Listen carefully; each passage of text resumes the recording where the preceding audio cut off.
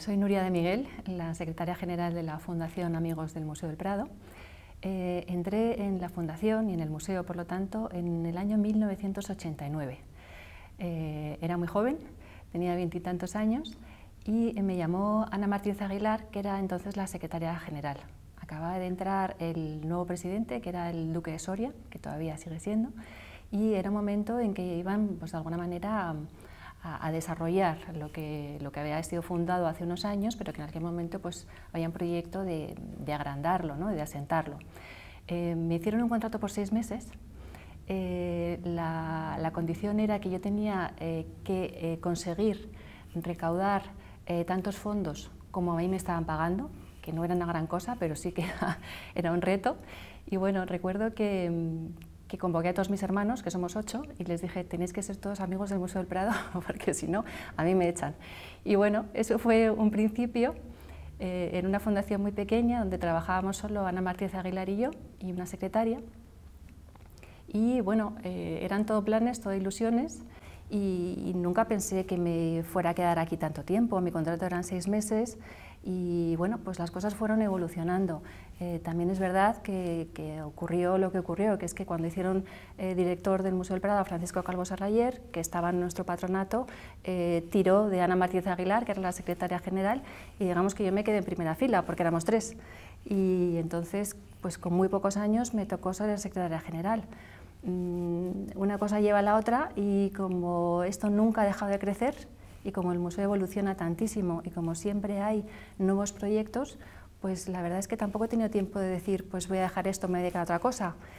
Primero porque no he tenido tiempo, segundo porque me gusta, porque disfruto y porque no me aburro. Pues el trabajo consiste fundamentalmente en bueno, dirigir un grupo de personas, que en este momento ya son 20 personas, más los voluntarios, más los becarios, más los estudiantes que tenemos de prácticas. Tener la relación con el patronato de la Fundación, que al fin y al cabo son los que mandan, los que marcan las líneas de actuación, y tener a su vez relación con el Museo del Prado, con su dirección, para saber qué necesidades tiene el museo y dónde nosotros podemos ayudar. Eso es lo que hago, ¿no? La coordinación entre las dos instituciones y, claro, el desarrollo de todos los proyectos que propone el museo y que se aprueban en el patronato.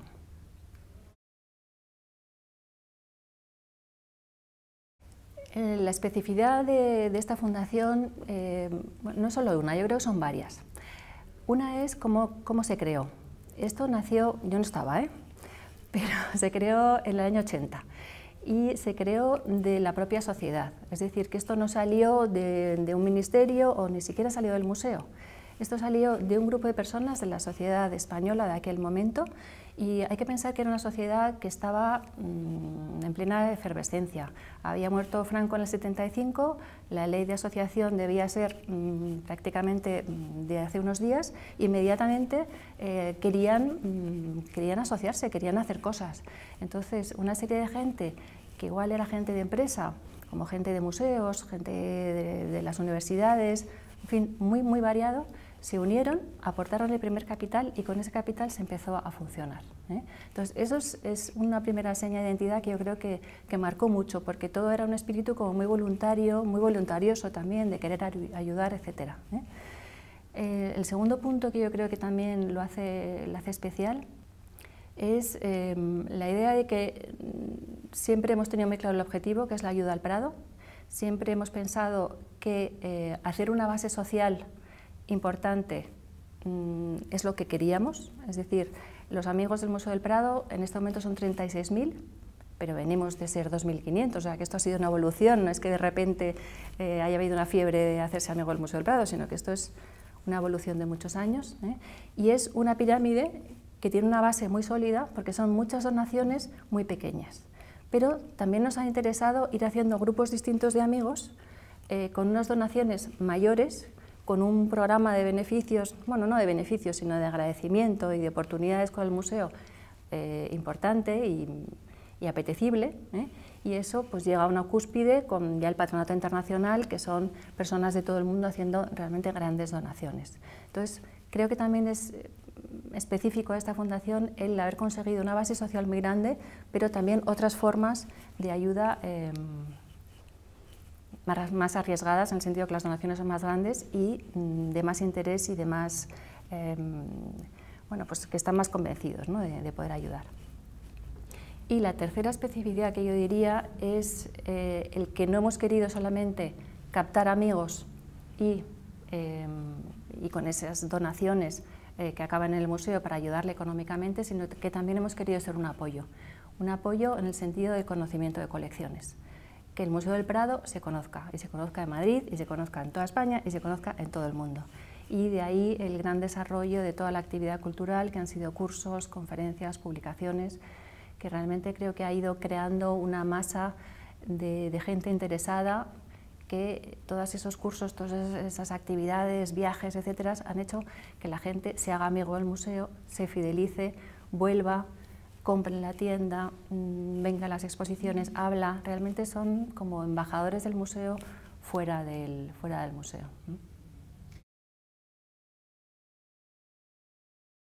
La historia de la Fundación ha sido la historia de sus sedes. Hemos estado en el edificio, en el Palacio Villahermosa, que hoy es el Thyssen.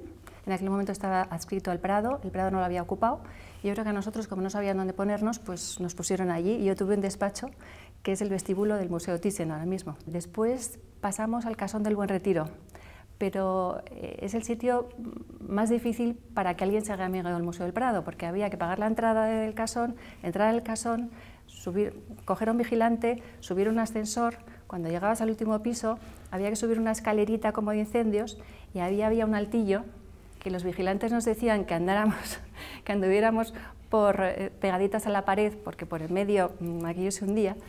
Y bueno, ahí pasé otra temporada, pero tuvimos otra todavía más increíble, que es que con el legado Villaescusa, el señor Villaescusa, aparte de dejar su herencia en dinero, dejó unos pisos que después se vendieron, y al hacerlo líquido se compraron los cuadros, pero mientras tanto esos pisos estaban por Madrid, y a nosotros nos mandaron a un piso de la calle Claudio Cuello.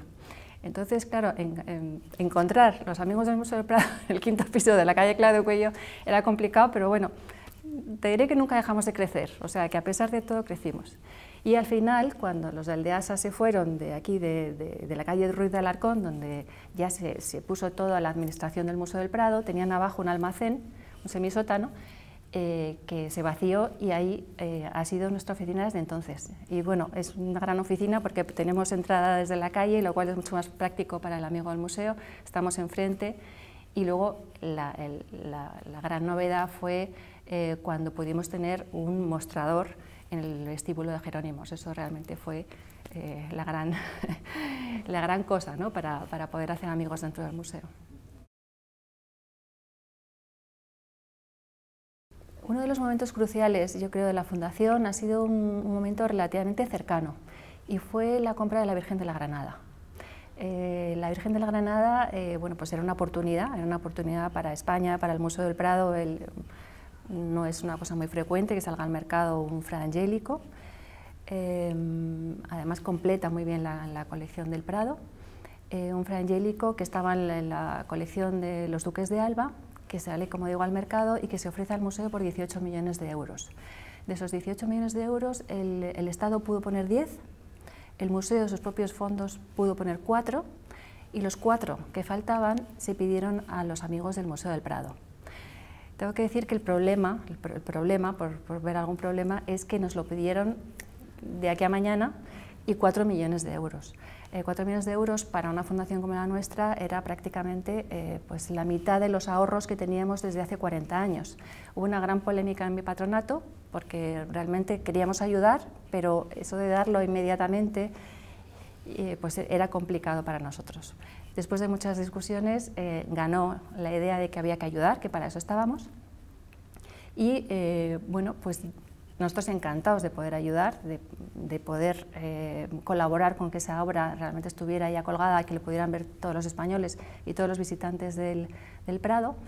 Y ya que lo habíamos hecho, lo que queríamos era una oportunidad para nosotros, una oportunidad para explicar al amigo del Museo del Prado que sus donaciones pequeñas se hacían muy grandes todas juntas y que todas juntas podían hacer grandes cosas. Y entonces sí que ahí nos dejamos la piel para realmente hacer una campaña de comunicación, pero no para ponernos medallas, sino para que realmente el amigo supiera la importancia de sus donaciones. Entonces nos comunicamos con todos y cada uno de ellos, los invitamos durante muchos domingos. Cuando el museo cerraba a las 7:30 lo volvíamos a abrir, venían grupos de amigos, les explicábamos por qué era importante ese cuadro y por qué era importante su ayuda. Después los pasábamos a ver el cuadro directamente y después les ofrecíamos una copa en la sala de las musas, donde estaba todo el equipo de la fundación mezclado con ellos para hablar con ellos y para agradecerles. Realmente fue muy duro porque fueron muchos domingos estando allí explicándolo, pero creo que fue de verdad la mejor campaña de comunicación, la mejor manera de que el amigo dé valor a lo que está haciendo y sobre todo de fidelizar. O sea, ellos, creo que todos los que comprendieron la importancia de eso no se han dado de baja ni se darán nunca.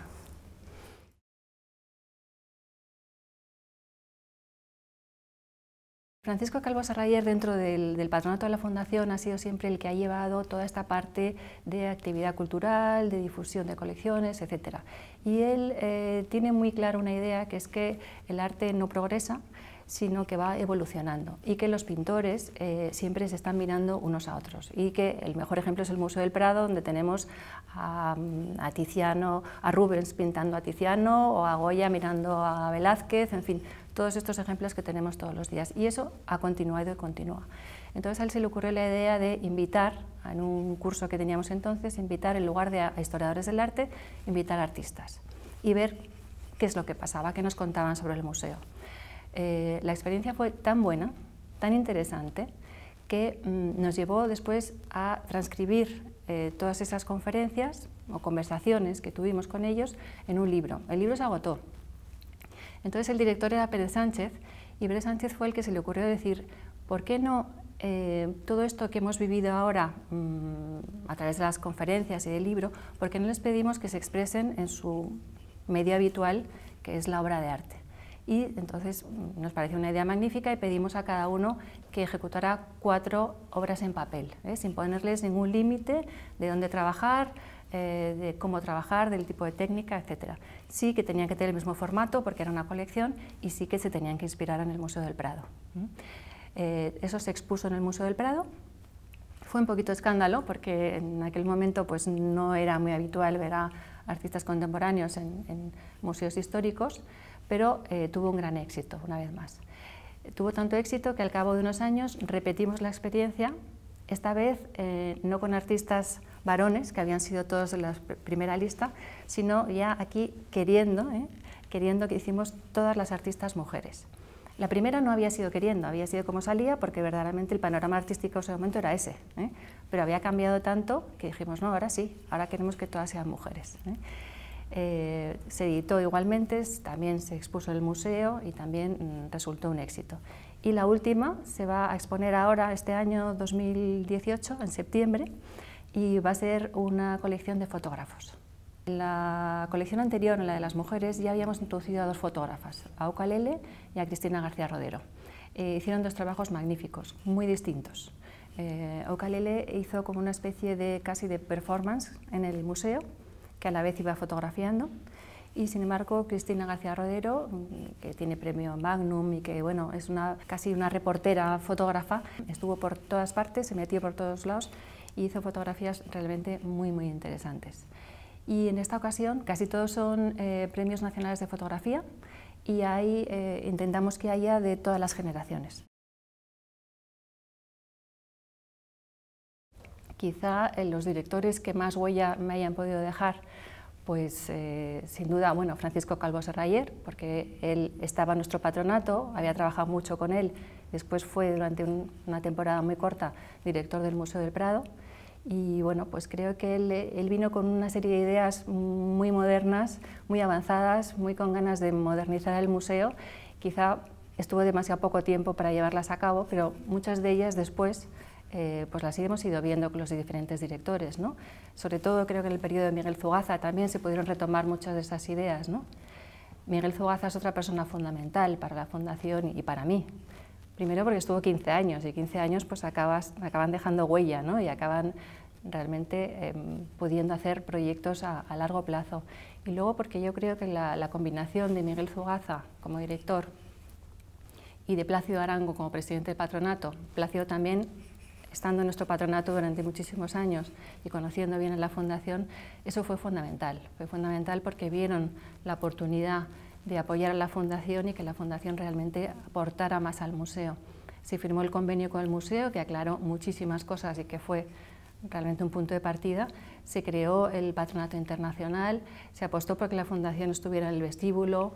Nos pusieron retos como queremos 10.000 amigos, se cumplieron 20.000, se cumplieron 30.000, se cumplieron y bueno, creo que ellos dos, desde luego, fueron muy importantes para nosotros.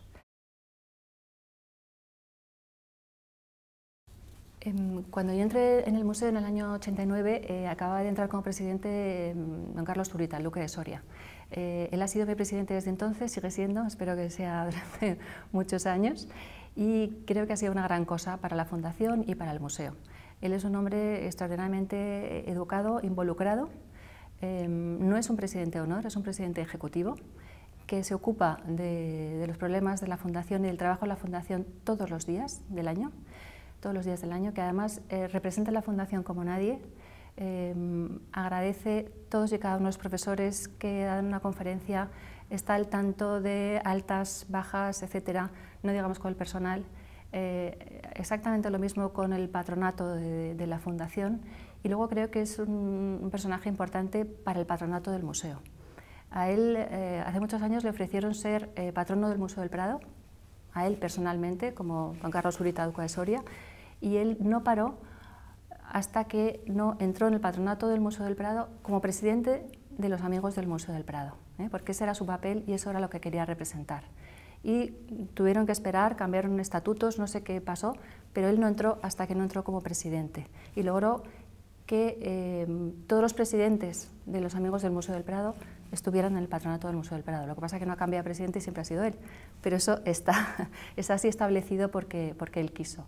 O sea que realmente es una persona a la que creo que yo personalmente tengo mucho que agradecer, he aprendido mucho de su talante, creo que es un hombre extremadamente educado y conciliador, y que ha hecho mucho por la unión de las dos instituciones.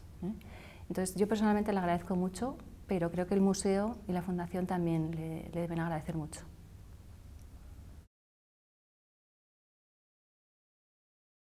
Cuando empezábamos a organizar los primeros cursos, que queríamos abrirlos al mundo académico y de museos internacional, nos costaba mucho llegar a los profesores.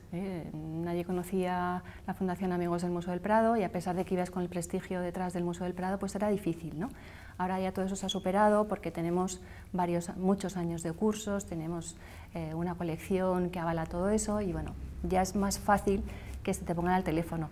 Pero yo recuerdo con terror esos primeros años cuando el director académico, que era Francisco Calvo Serrayer, nos daba la lista de a quién teníamos que dirigirnos y realmente coger el teléfono y llamar a gente a la que admirábamos muchísimo, sabíamos que estaba en un estatus realmente inalcanzable para nosotros, que se pusieran al teléfono, que nos escucharan y que lográramos traerlos para acá. También desde el principio tuvimos un objetivo con estos cursos, que era el de mejorar de alguna manera, el de subir el estatus profesional de todos los profesores.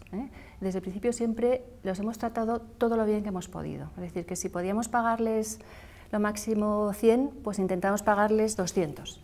Si tenían que venir de viaje, los íbamos a buscar al aeropuerto. Nos hemos peleado con todos los hoteles del barrio para que nos dieran habitaciones gratuitas, las mejores para los profesores. Y todo eso pues, fue creando una leyenda de que aquí se les trataba bien, de que realmente pues no éramos cualquiera que te invita y que luego te deja abandonado, sino que realmente merecía la pena venir. Y luego, claro, venían al Museo del Prado, estaban aquí, estaban con los profesionales de aquí. Entonces, claro, también ha sido un intercambio, ¿no?, de ellos con el museo y el museo con ellos. Por ejemplo, recuerdo muchas llamadas a Svetlana Alpers, que era una profesora de un enorme prestigio en aquel momento, que acaba de escribir unos libros de Rubens que para nosotros eran lo más, que el profesor Calvo Serrayer nos ponía el reto cada año de que lo teníamos que traer y si no lo traíamos era nuestra culpa. y realmente era encantadora, pero nos decía que no. Pero no nos cerraba la puerta. Entonces yo al año siguiente le decía, bueno, ¿y este año? Y al año siguiente, ¿y este año? Y así durante años. Y bueno, pues te das cuenta que al final pues la insistencia funciona, y al final vino. Y al final vino y me repitió. Y además sé que ella ha hablado muy bien de nosotros y ha hecho que otros profesores después vinieran gracias a lo que ella ha contado. De John Berger tengo muchos recuerdos porque era un hombre muy especial, muy especial. Tengo un recuerdo en mi casa porque me hizo un dibujo de una cebolla maravillosa, porque aparte de todo era un gran artista. Recuerdo mucho sus ojos, porque tenía unos ojos muy profundos que miraban mucho, que marcaban mucho. Mi inglés no era maravilloso en aquel momento, pero él quería que nos entendiéramos y en los 3 idiomas que pudiéramos nos acabábamos entendiendo. Y fue un privilegio conocerle a él y a su familia, porque acabamos conociendo a su hija, a alguna de sus mujeres.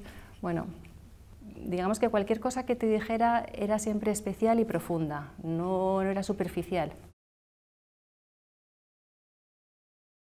No era en absoluto el museo sofisticado que es ahora, pero también era un museo mucho más cómodo, en el sentido de que éramos muy pocos, nos conocíamos todos, todo era muy sencillo, porque la autoridad era el director, luego estaban los 4 conservadores que había, y luego los vigilantes. Y los vigilantes, además, había una autoridad muy clara, que era Pedro Sobrino y Nicolás. Y ellos tenían sus galones y además hacían uso de ellos muy bien, ¿no? Entonces, bueno, era, como te digo, más sencillo, más fácil, pero bueno, por supuesto que con muchas carencias, que todas ellas, gracias a Dios, se han ido salvando a lo largo de los años. Entre mis recuerdos más antiguos del museo están el de los lunes.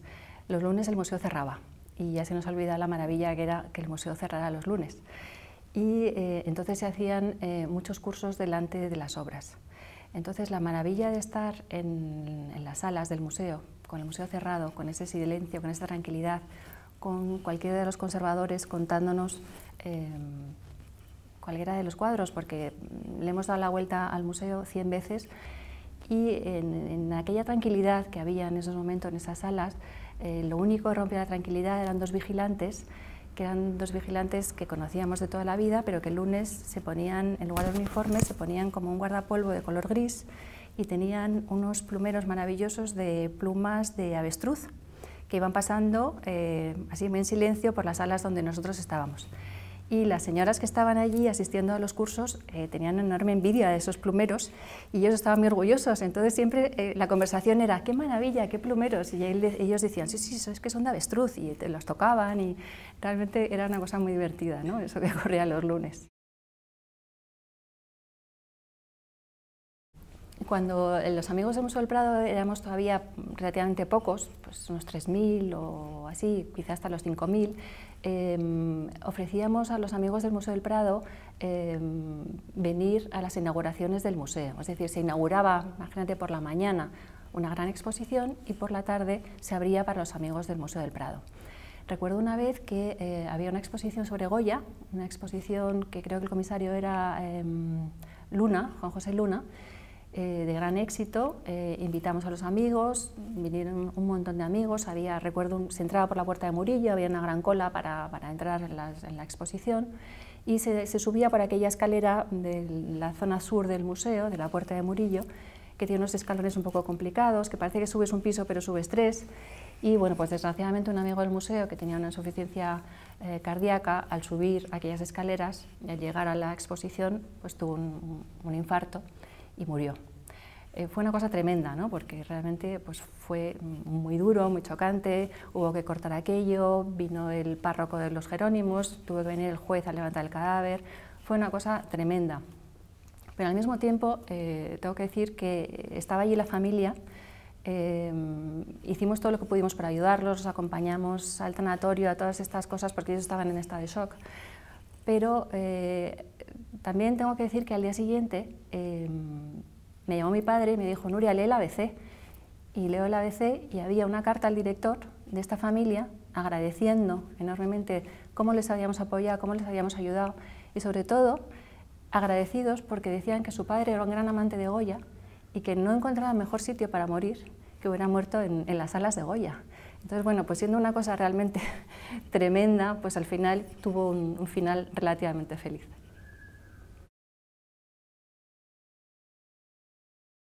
Yo creo que trabajar en el Museo del Prado es una gran oportunidad, es un gran privilegio. Es decir, todos los trabajos son trabajos, tienen una parte administrativa, tienen una parte aburrida, tienen una parte de estrés, pero por supuesto que no es lo mismo trabajar pues, en una fábrica de tornillos que trabajar en el Museo del Prado. Entonces yo creo que para empezar ya el sector cultural te hace unas aportaciones a ti misma personalmente, ¿no? De superación y de conocimiento que ya son, es un privilegio, ¿no? Y aparte de eso, pues momentos, ¿no? Momentos que puedes bajar al museo, pues con el museo cerrado y pasearte y ver lo que hay allí, pues te compensa un poco un día de estrés, ¿eh? Y luego estar rodeada de gente, tener la oportunidad de poder trabajar mano a mano con gente de una gran categoría moral, profesional y cultural y académica, pues te hace mejor. Yo estoy muy orgullosa del equipo que he logrado crear. Empecé trabajando 3 y somos 21. Y a eso hay que añadir los voluntarios, los becarios, los que están en prácticas. Y yo creo que eso es de lo que estoy más orgullosa. Creo que si yo me fuera en este momento no pasaría nada. Y no es una falsa modestia, es que al revés, lo digo con orgullo de que he creado un equipo que creo que es perfectamente autónomo y que nos vayamos quien nos vayamos, eso va a funcionar. Con lo cual, eso es lo que voy a echar de menos, claro, la gente.